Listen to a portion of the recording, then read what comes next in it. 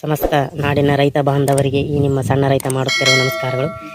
ಇವತ್ತಿನ ಒಂದು ವಿಡಿಯೋದಲ್ಲಿ ನಾನು ಏನನ್ನು ತಿಳಿಸ್ಲಿಕ್ಕೆ ಹೊರಟಿದ್ದೀನಿ ಅಂದರೆ, ರೇಷ್ಮೆ ಕೃಷಿಗೆ ಯಾವ ತೆರನಾದ ಗೊಬ್ಬರವನ್ನು ನೀಡಬೇಕು ಅಂತ, ಅಂದರೆ ಯಾವ ರೀತಿಯಾದ ಗೊಬ್ಬರಗಳನ್ನು ನೀಡಬೇಕು ಮತ್ತು ಹೇಗೆ ನೀಡಬೇಕು ಮತ್ತು ಯಾವ ಟೈಮಲ್ಲಿ ನಾವು ಆ ಗೊಬ್ಬರವನ್ನು ರೇಷ್ಮೆಗೆ ನೀಡಬೇಕು ಅಂತಕ್ಕಂಥ ಸಂಪೂರ್ಣ ಮಾಹಿತಿಯನ್ನು ಈ ವಿಡಿಯೋದಲ್ಲಿ ನಾನು ನಿಮ್ಮ ಜೊತೆಗೆ ಹಂಚಿಕೊಳ್ತೀನಿ.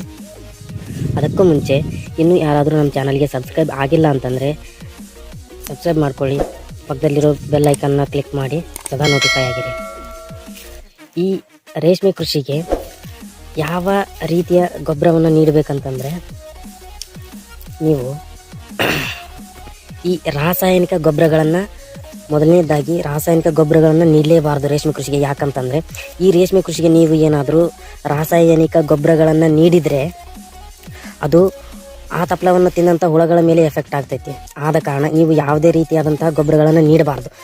ಆ್ಯಕ್ಚುಲಿ ಹೇಳ್ಬೇಕಂದ್ರೆ ಅದು ಯಾವುದೋ ಬರ್ತೈತಿ, ಯೂರಿಯಾ ಗೊಬ್ಬರ ಆಗಲಿ 17 ಅದು ಬರ್ತೈತಿ, ಮತ್ತು DAP ಅಂತ ಬರ್ತೈತಿ, MCF ಅಂತ ಬರ್ತೈತಿ. ಈ ಯಾವುದೇ ರಾಸಾಯನಿಕ ಗೊಬ್ಬರಗಳನ್ನು ನೀವು ಈ ರೇಷ್ಮೆ ಕೃಷಿಗೆ ನೀಡಬಾರ್ದು. ಮತ್ತು ಯಾವ ತೆರನಾದ ಗೊಬ್ಬರವನ್ನು ಈ ರೇಷ್ಮೆ ಕೃಷಿಗೆ ನಾವು ನೀಡಬೇಕಂತಂತಂದರೆ, ಯಾವ ರೀತಿಯ ಗೊಬ್ಬರವನ್ನು ಅಂತಂದರೆ ಸಾವಯವ ಗೊಬ್ಬರ ಅಂತಂದರೆ ಸಾವಯವ ಗೊಬ್ಬರವನ್ನು ನೀಡಬೇಕು. ಆ ಸಾವಯವ ಗೊಬ್ಬರ ಯಾವುದಂತಂದರೆ ಈ ಮೇಕೆಗಳ ಗೊಬ್ಬರ ಅಥವಾ ದನದ ಗೊಬ್ಬರ ಅಥವಾ ಅದಕ್ಕೂ ಉತ್ತಮವಾದಂಥದ್ದು ಜೀವಾಮೃತ. ಈ ಜೀವಾಮೃತವನ್ನು ನೀಡೋದ್ರಿಂದ ನಿಮ್ಮ ಕೃಷಿ ಫಲವತ್ತತೆಯಿಂದ ಬರ್ತೈತಿ. ನೀವು ರಾಸಾಯನಿಕ ಗೊಬ್ಬರಗಳನ್ನು ಕೂಡ ಬಳಸಿದ್ರು ಅದಕ್ಕಿಂತ ಫಲವತ್ತತೆ ಆಗಿ ಬರ್ತೈತಿ. ಆದರೆ ಅದು ಸರಿಯಲ್ಲ, ಭೂಮಿಗೂ ಸರಿಯಲ್ಲ, ಈ ಭೂಮಿ ತಾಯಿಗೂ ಅದು ಸರಿಯಲ್ಲ, ನಮ್ಮ ಕೃಷಿಗೂ ಅದು ಸರಿಯಲ್ಲ, ಹುಳಗಳಿಗೂ ಅದು ಎಫೆಕ್ಟ್ ಮಾಡ್ತೈತಿ.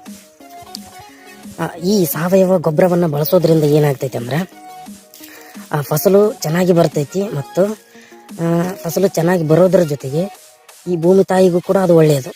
ಯಾವುದೇ ರೀತಿ ಭೂಮಿಗೆ ಹಾನಿ ಮಾಡಲ್ಲ. ಈ ರಾಸಾಯನಿಕ ಗೊಬ್ಬರದಿಂದ ಭೂಮಿ ಬಂಜರಾಗ್ತಾ ಹೋಗ್ತೈತಿ. ನಾವು ಯಾವ ಟೈಮಲ್ಲಿ ಹಾಕಿರ್ತೀವೋ ಆ ಟೈಮಲ್ಲಿ ಭೂಮಿಯನ್ನು ಕಸಿ ಮಾಡಿಬಿಟ್ಟು ಭೂಮಿಯನ್ನು ಬಂಜರು ಭೂಮಿಯನ್ನಾಗಿ ಮಾಡಿಬಿಡ್ತೈತಿ. ಆದರೆ ಸಾವಯವ ಗೊಬ್ಬರ ಯಾವುದೇ ಕಾರಣಕ್ಕೂ ಭೂಮಿಯನ್ನು ಬಂಜರಾಗಿ ಇನ್ನೂ ಫಲವತ್ತಾಗುವಂತೆ ಮಣ್ಣನ್ನು ಹದ ಮಾಡ್ತೈತೆ ಅದು ಸಾವಯವ ಗೊಬ್ಬರ. ಹೇಳಿದ್ನಲ್ಲ, ಅದೇ ಮೇಕೆ ಗೊಬ್ಬರ ಆಗಲಿ ಅಥವಾ ದನಗಳ ಗೊಬ್ಬರ ಆಗಲಿ ಅದಕ್ಕಿಂತ ಉತ್ತಮವಾದದ್ದು ಜೀವಾಮೃತ. ನಾನು ಆಗಲೇ ಹೇಳ್ದಂಗೆ ಈ ಜೀವಾಮೃತವನ್ನು ನೀವು ಈ ರೇಷ್ಮೆ ಕೃಷಿಗೆ ನೀಡೋದ್ರಿಂದ ಫಸಲು ತುಂಬ ಫಲವತ್ತತೆಯಿಂದ ಬರ್ತೈತಿ. ಮತ್ತು ಇನ್ನೊಂದು ಡೌಟ್ ಏನಂದರೆ, ಈ ಜೀವಾಮೃತವನ್ನು ಅಥವಾ ಸಾವಯವ ಗೊಬ್ಬರವನ್ನು ನಾವು ಯಾವ ಟೈಮಲ್ಲಿ ಅಂತಂದರೆ, ಏನು ಈಗ ಬೆಳೆದಿದೆ ನೋಡಿ, ಈಗ ಬೆಳೀತಾ ಇದೆ, ಈ ಟೈಮಲ್ಲಿ ನೀಡಬೇಕು ಅಥವಾ ಕಟಾವಿನ ಟೈಮಲ್ಲಿ ನೀಡಬೇಕು, ಏನು ಬೆಳೆದ ನಿಂತ ಮೇಲೆ ಗೊಬ್ಬರವನ್ನು ನೀಡಬೇಕು ಅನ್ನೋ ಒಂದು ಡೌಟ್ ಇದ್ದೇ ಇರ್ತೈತಿ.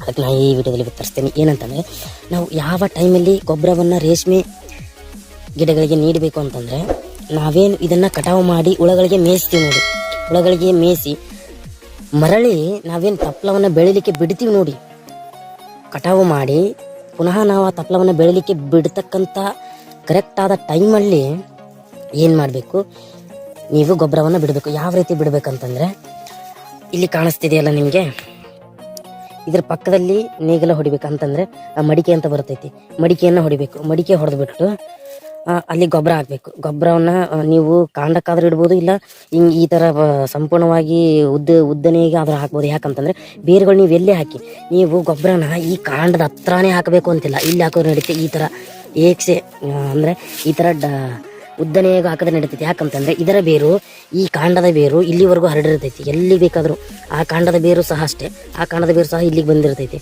ಬೇರುಗಳು ತುಂಬ ಹರಡಿರ್ತಾವೆ. ಹಂಗಾಗಿ ನೀವು ಈ ರೀತಿಯಾಗಿ ಗೊಬ್ಬರವನ್ನು ಹಾಕಬೇಕು. ಇನ್ನು ಜೀವಾಮೃತವನ್ನು ಯಾವ ರೀತಿ ನೀಡಬೇಕು ಅಂತಂದರೆ, ಅದನ್ನು ನಾವು ಈಗ ಜೀವಾಮೃತ ನಮ್ದು ರೆಡಿ ಇದೆ, ಅದನ್ನು ನಾವು ಈ ಸದ್ಯದಲ್ಲಿ ಇದಕ್ಕೆ ನೀಡ್ತೀವಿ.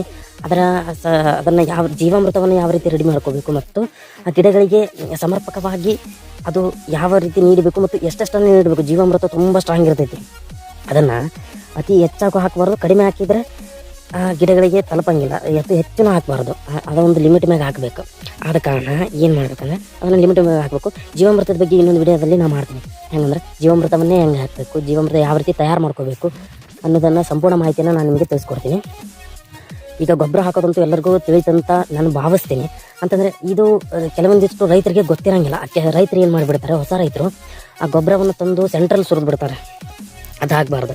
ಯಾಕಂದರೆ ಕಾಂಡದ ಹತ್ರ ಹಾಕಿದ್ರೆ ಬೇಗ ಆ ಗಿಡಗಳು ಎಳ್ಕೊತಾವೆ. ಹಾಗಾಗಿ ಕಾಂಡದ ಹತ್ರ ಹಾಕಿಬಿಟ್ಟು ಸಾಫ್ ಮಾಡಿಬಿಡ್ಬೇಕು. ಸಾಫ್ ಅಂದರೆ ಅದೇನು ಏನೋ ಒಂಥರ ಸಾಫ್ ಮಾಡಿಬಿಡ್ಬೇಕು. ಮುಂಬರ್ತಿ, ನಮ್ಮ ಕಡೆ ಮುಂಬರ್ತಿ ಅಂತಾರೆ, ನಿಮ್ಮ ಕಡೆ ಏನು ಅಂತಾರೋ ಗೊತ್ತಿಲ್ಲ. ಒಟ್ಟು ಈ ಥರ ಅದು ಗೊಬ್ಬರ ಹಾಕಿದ ನಂತರ ಒಂದು ಗೀರು ಬಿದ್ದಿರ್ತೈತಿ, ಗೊಬ್ಬರ ಒಳಗಡೆ ಬಿದ್ದಿರ್ತಲ್ಲ, ಅದ್ರ ಮೇಲೆ ಸಾಫ್ ಮಾಡಿಬಿಡ್ಬೇಕು. ಸಾಫ್ ಮಾಡಿದಾಗ ಗೊಬ್ಬರ ಒಳಗಡೆ ಬೀಳ್ತದೆ, ತಕ್ಷಣ ನೀರನ್ನು ಬಿಡಬೇಕು.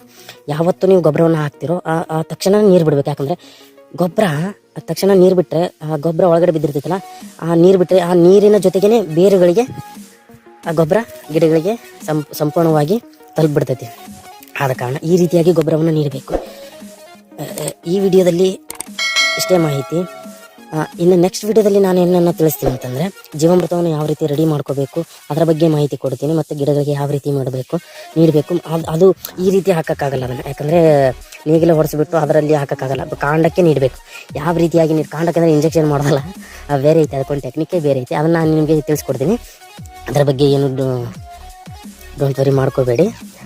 ಇನ್ನು ನಾನು ವಿಡಿಯೋಗಳು ಮಾಡೋದು ಭಾಳಷ್ಟು ಇದಾವೆ. ಯಾಕಂತಂದರೆ ನಾವು ರೇಷ್ಮೆ ಕೃಷಿಯನ್ನು ಮೊದಲಿಗೆ ಕೈಗೊಂಡಾಗ ನಮಗಾದಂತಹ ಕಳವಳಗಳು, ಇದು ಆಗುತ್ತೋ ಇಲ್ವೋ, ಬಿಡುತ್ತೋ, ನಾವು ಏನು ಮಾಡಿದ್ರೆ ಏನಾಗುತ್ತೋ, ಏನು ಬಿಡುತ್ತೋ, ನಾವು ಎಲ್ಲ ಯಾವುದೇ ಒಂದು ಡೌಟ್ ಇದ್ದರು ಯಾರಿಗಾದರೂ ರೈತರಿಗಾದರೂ ಫೋನ್ ಮಾಡಬೇಕು. ಅವರು ಕೆಲಸದಲ್ಲಿರ್ತಿದ್ರು, ನಮ್ಮ ಸಮಸ್ಯೆಗೆ ಉತ್ತರ ಹೇಳ್ತಿದ್ರು, ಹೇಳಿಲ್ಲ ಅಂದರೆ ಇಲ್ಲ. ಹಾಗಾಗಿ ನಾವು ವೀಡಿಯೋಗಳನ್ನು ಮಾಡ್ತಿದ್ದೀನಿ, ಸರಣಿ ವೀಡಿಯೋಗಳು ಮಾಡ್ತೀನಿ.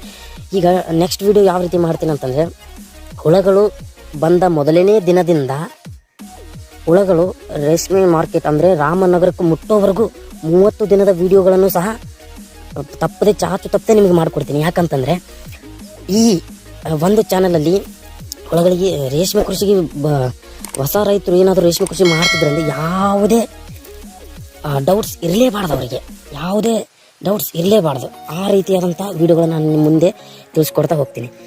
ಪ್ರತಿಯೊಂದು ಹುಳ ಬಂದ ಮೊದಲನೇ ದಿನದಿಂದ ಕೊನೆಯ ಬೆಂಗಳೂರುವರೆಗೂ ಮುಟ್ಟೋವರೆಗೂ ಹುಳಗಳನ್ನು ಯಾವ ರೀತಿ ಮುಟ್ಟಿಸೋದು, ಯಾವ ರೀತಿ ಎಲ್ಲ ಸಂಪೂರ್ಣವಾದ ಮಾಹಿತಿಯನ್ನು, ಸುಣ್ಣ ಹೊಡೆಯೋದಾಗಲಿ ಏನು ಎಲ್ಲ ಸಂಪೂರ್ಣ ಮಾಹಿತಿಯನ್ನು ನಾನು ನಿಮಗೆ ತಿಳಿಸ್ತಾ ಹೋಗ್ತೀನಿ. ಅದರ ಬಗ್ಗೆ ಏನು ವರಿ ಮಾಡ್ಕೊಳ್ತಕ್ಕಂಥ ಆತಂಕ ಬೇಡ.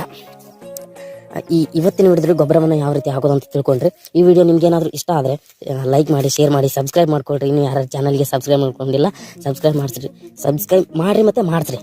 ಇದೊಂದು ನನ್ನ ರಿಕ್ವೆಸ್ಟ್. ಇದಿಷ್ಟು ಮಾಡಿದ್ರೆ ಸಾಕು. ಎಲ್ಲರೂ ದುಡಿಯೋಣ, ಎಲ್ಲರೂ ಬೆಳೆಯೋಣ. ಜೈ ಜವಾನ್, ಜೈ ಕಿಸಾನ್.